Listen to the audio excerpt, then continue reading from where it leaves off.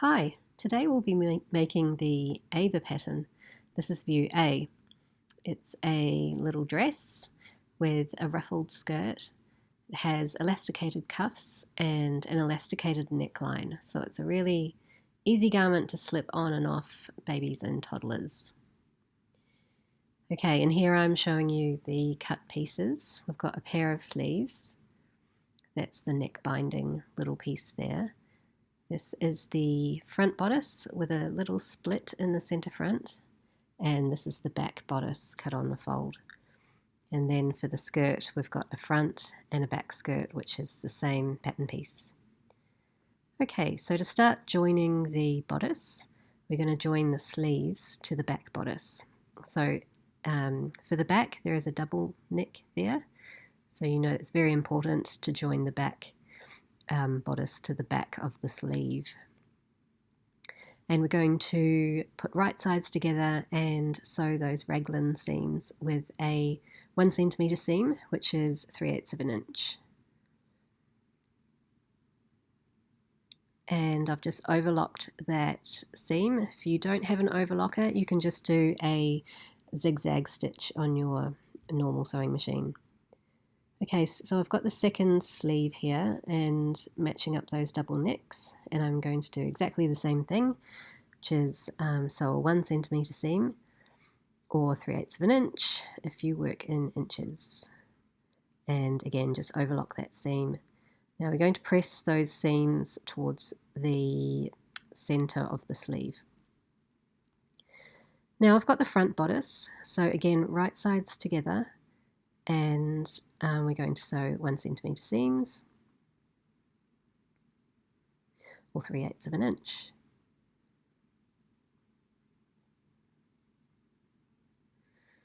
And if you like, it's a good idea just to sew all 4 raglan seams and then overlock them together rather than going back and forth between machines.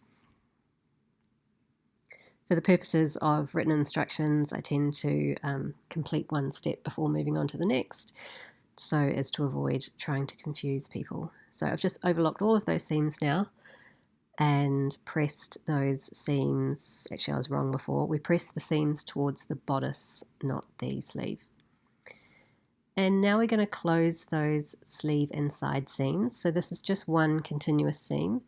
I've started at the sleeve cuff and I'm finishing at the hem edge here. Doesn't matter where you start, you can start from the hem and work out to the cuff. When you go past those raglan sleeve seams, you want that seam allowance to be pointing down towards the hem, not up towards the neck. Okay, and I've overlocked those seams, and you can press those seams towards the back of the garment. And I'm just turning the garment to the right side, and it's taking shape pretty quickly. And I'm just pointing towards that hem edge there, so overlock that hem edge, so we'll be joining the skirt to that later. Now I've moved on to the sleeve cuffs. Now this is these sleeves have a curved hem. The reason for that is you need more length across the elbow for arm movement. So I have just done a bit of a gathering stitch across the back of the sleeve hem, and that's just going to help me double turn that hem edge to create a tunnel for the elastic. So whenever you've got a curve that curves out, if you just like a sleeve head, if you do a little stitch about 1/4 of an inch away from the raw edge, and you just pull the thread slightly to give a bit of ease, double turning becomes much easier. Okay, and I've just moved on to the neck edge now. I'm just going to have to clip that seam allowance back a little bit, otherwise that will get in the way. And what is really helpful is if we're going to be double turning this neck edge, and it's on a curve, so it's not the easiest thing in the world to do. So if you just, the most difficult part is where the raglan seam is at the neck edge. So if you just sort of stay stitch that fold, it will be much easier when you come to turn again. So if you're not used to this you may find this step a little bit tricky. It's not something that you can pre-iron either, because it's such a tiny little edge. So we're really aiming to turn about 3 millimeters and 3 millimeters, which is it's a little bit more than 1/8 of an inch, but less than 1/4 of an inch, so it is quite tiny. If you're using linen fabric or cotton fabric, that will be the easiest fabric to use. Any embroidery or a twill weave or anything with any sort of anything but a plain weave might be difficult as well. Just a bit of warning there. So here I am just going around the neck edge, and I'm double turning about 3 millimeters and 3 millimeters, which is between 1/8 and 1/4 of an inch. And I'm not finding it too hard because I have pre-stitched those raglan points already.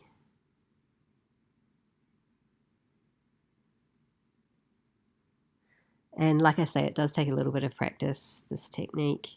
If you're really struggling with it, you could just overlock that neck edge and just simply turn it in and top stitch.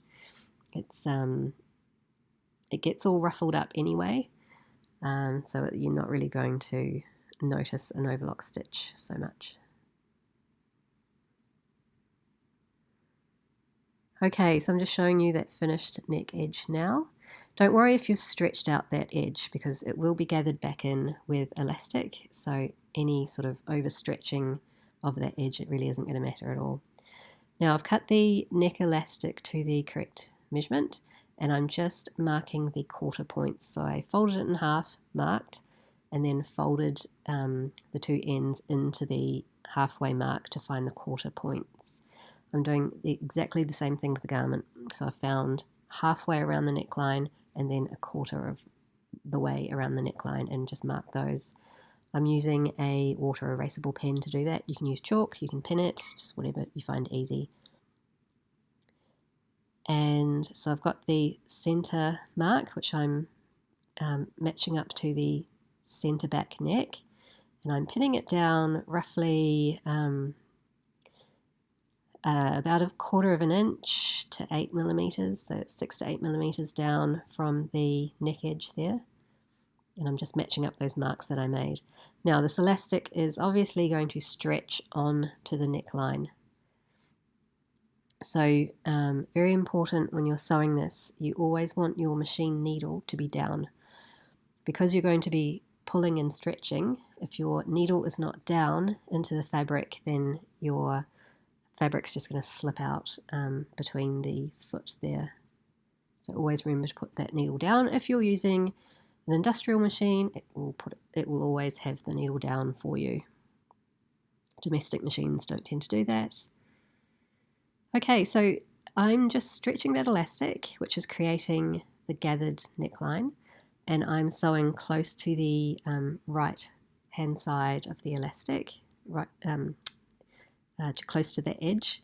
This is 1/4 of an inch wide elastic, so 6 millimeter wide elastic, and this elastic tends to have those grooves, which is quite handy. If you get your machine needle into the outer groove and you just keep it there, then it sort of acts as a bit of a guide.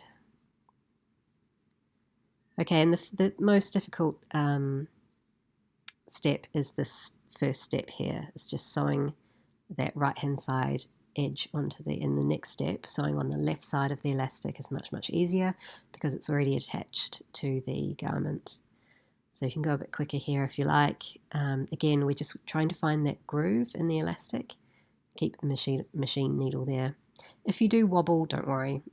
This neckline, it does look a little bit tricky, but it is quite forgiving. It's all gathered and the elastic's on the inside of the garment. If you use matching thread, you're really not going to see any wobbles. Okay, so the elastic is joined. I'm just showing you how it looks. A couple of wobbles there, doesn't really matter. Okay, and it looks really nice on the outside of the garment. And the next step is to finish that center front split. I've just folded one of the short edges in 1 centimeter or 3/8 of an inch, and I'm going to sew it to the split edge using a 6mm seam or 1/4 of an inch seam. When you come to the base of the split, we're going to pivot and go pick up the other side. If you've ever sewn a little, if you've ever done a little binding on a sleeve split, this is exactly the same technique.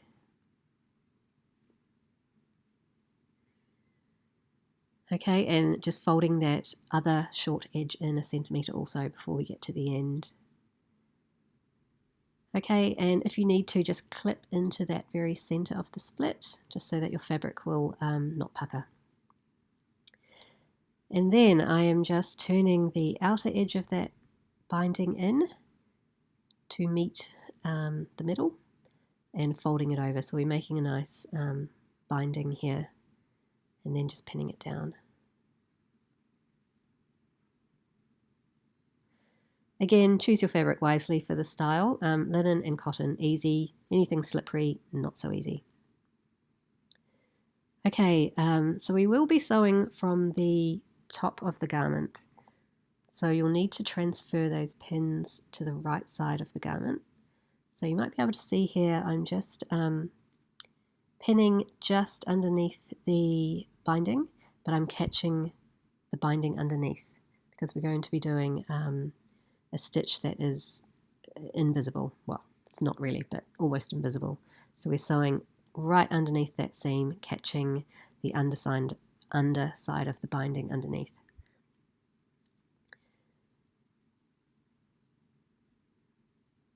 Okay, so we're ready to stitch that down. I'm starting right at the base of the split. That sometimes is easier than starting at the neck edge. There's a few layers of fabric at the neck edge now, and sometimes it's easier to finish with the bulkiest part rather than start at the bulkiest part. Depends on your sewing machine. I'm using a very, very basic Brother sewing machine. It's not very grunty, does not like bumps. So I just sort of work with it. Okay, and as I sew along, I'm just making sure that I am catching the underside of the binding. And I'm going to go back and do the top. So I could turn the garment round and start at the base again, but I'm feeling brave. I'm starting at the top and, yep, using my snips just to push that fabric through the foot because it does not like those bumps. And then I'll just do a back tack at the base of the split. If you're really struggling with this and you're finding it all very fiddly, you can just hand sew this binding closed. It's not the end of the world, just use a little slip stitch. It's quite a short distance to sew as well, so it won't be a big drama. And now I'm just mitering the base of that split. So I've got right sides of the garment together, and I'm sewing on the inside of the garment, and I'm just sewing a little triangle at the base of that split. So you can see there I've just sewn on an angle. That's called a miter. Okay, and if you want to, you can go and hand stitch the top of that split closed. I don't tend to because it's quite narrow and the fabric is definitely caught in there. Up to you. Okay, so now we are threading the cuff elastic. So I've cut the elastic to the correct measurement. I'm using a small safety pin and I'm just threading that elastic through, overlapping the ends of the elastic 1 centimeter or 3/8 of an inch. And I tend to just do a quick hand stitch there. You can go over to the machine if you like. I find this little elastic kind of tricky to sew together on a machine, on a domestic machine anyway. So I just do a hand stitch. And then we've ended up with a little gap there, which I'm just going to sew closed.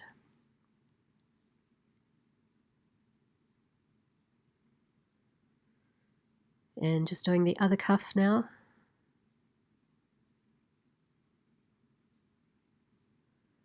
and just trimming those threads, and it'll be nice and neat. Okay, I'm going to move on to the skirt now. So right sides of the front and back skirt together. You may notice that I'm using one-way fabric. So just if you are using one-way fabric, it's really important to have the fabric the right way up on the front and the back. And over at the machine, I'm sewing a 1 centimetre seam, which is 3/8 of an inch on both sides of the skirt. Then I will overlock those seams closed, and I'll press those seams towards the back of the garment. The general rule is press your seams towards the back of the garment if it's a closed seam. Okay, so just showing you that all joined. I haven't been over to the iron yet. Okay, so we are sewing the top edge of the skirt. So we're doing a clean finish, a tiny little roll. So it's actually the same technique that we used for the neck edge, but you'll find this a lot easier because it's not on a curve, it's on the straight grain. Hopefully, if you've cut nice and straight, it'll be the straight grain, and that's always easier to turn than a curve. So I'm turning that, I can't remember exactly what I said in the instructions, but it's somewhere in the vicinity of 3 mil, 3 mil, or between 1/8 and 1/4 of an inch double turn. To be honest, it doesn't really matter, just as fine as you can make it, really. Okay, so I'm just showing, what I'm pointing to there is telling you to do a gathering stitch around the top edge of the skirt. And here I've moved on to the hem. So for the hem, we want to do another double turn, but it's a bit wider. I think it's 1 centimetre finished, which is 3/8 of an inch. So it's exactly the same technique, just a little bit wider, and because the skirt is cut on the straight grain, it should be fairly easy to turn with your fingers. If you're not really into doing hems this way, by all means iron it first. I think 1 centimetre is okay with the iron. I'd just warn you against anything smaller because it's really hard to iron a really little fold. Okay, so that hem is finished. You can go over and press that nice and flat.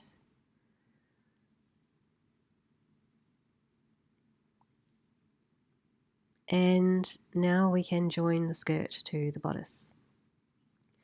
So I'm just finding the centre front and centre back of the skirt and marking it with a water erasable pen.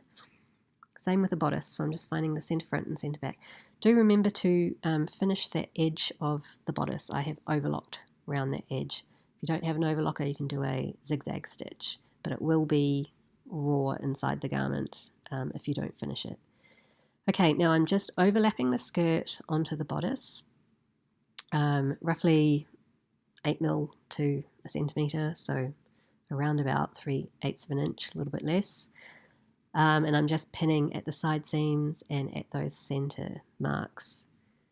And I'm using the gathering stitch that I did, which would have been sewn 1/4 of an inch down or 6 mil down from the edge, approximately, and just gathering that onto the bodice to fit the bodice.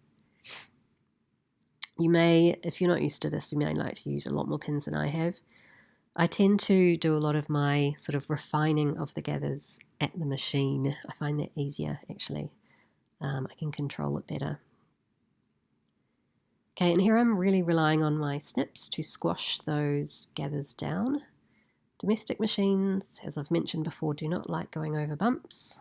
They tend to sort of flatten out the fabric and you kind of lose your gathers. So I use my snips to just help squash them down and feed them through that presser foot.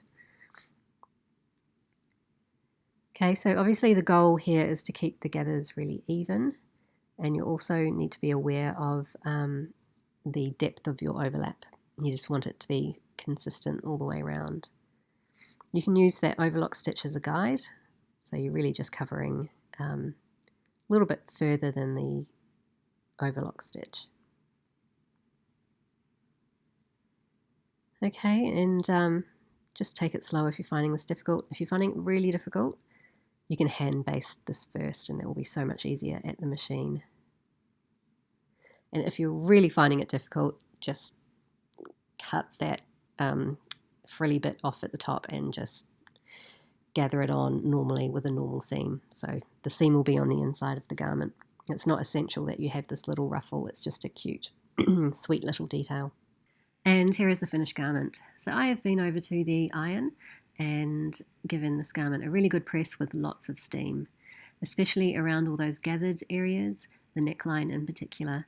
If you just shoot lots of steam onto the neckline and smooth those gathers upwards, you'll get a really nice result like this.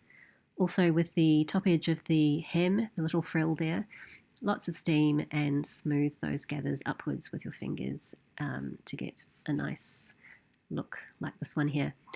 If you want to take a look at this listing, please head over to my Etsy store, Paper Doll Pattern Co. Thanks so much for watching.